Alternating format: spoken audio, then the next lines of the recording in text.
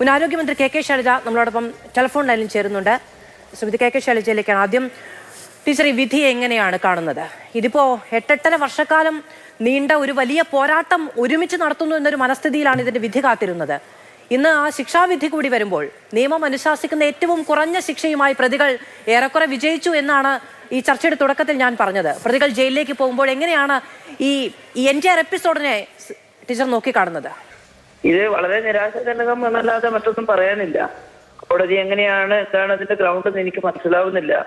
വളരെ നമ്മളെല്ലാം വല്ലാതെ വേദനിച്ച് ഞെട്ടിപ്പോയൊരു കേസാണ്. ഒരു പെൺകുട്ടിയെ കാറിൽ ഇത്രയും പേർ ഒരുമിച്ച് ചേർന്ന് ഡൽഹിയിലെ നിർഭയ കേസിന് സമാനമായിട്ടുള്ള ആക്രമണമാണ്. പക്ഷെ അത്രത്തോളം പരിക്ക് കുട്ടിക്ക് സംഭവിച്ചില്ല എന്നുള്ളത് നമ്മുടെ ഭാഗ്യം. പക്ഷേ അതിനുള്ള ഉദ്യമമായിരുന്നല്ലോ നടന്നിരുന്നത്. അപ്പൊ അത്രയും ഹീനമായിട്ടുള്ള ഒരു കേസിൽ ഈ സമൂഹത്തിന് വേണ്ടി തന്നെയാണല്ലോ വിധി പ്രഖ്യാപിക്കേണ്ടത്, അല്ലാതാവുന്നില്ല. കാരണം സമൂഹത്തിനൊരു പാഠായിരിക്കണം ഇത്തരം അതിക്രമങ്ങളുടെ കേസുകളിലെ വിധി എന്നുള്ളതാണ്.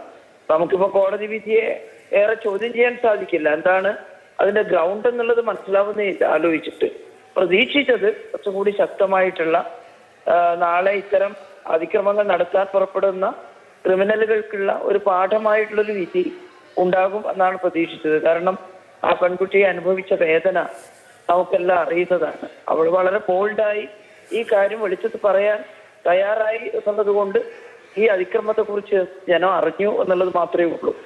അപ്പോൾ അതിന് തക്ക ഒരു നീതി ലഭ്യമാകേണ്ടിയിരുന്നു എന്ന് തോന്നുന്നുണ്ട്. എന്തായാലും ഒരു തൃപ്തികരമായ വിധിയല്ല ഉണ്ടായിട്ടുള്ളത്.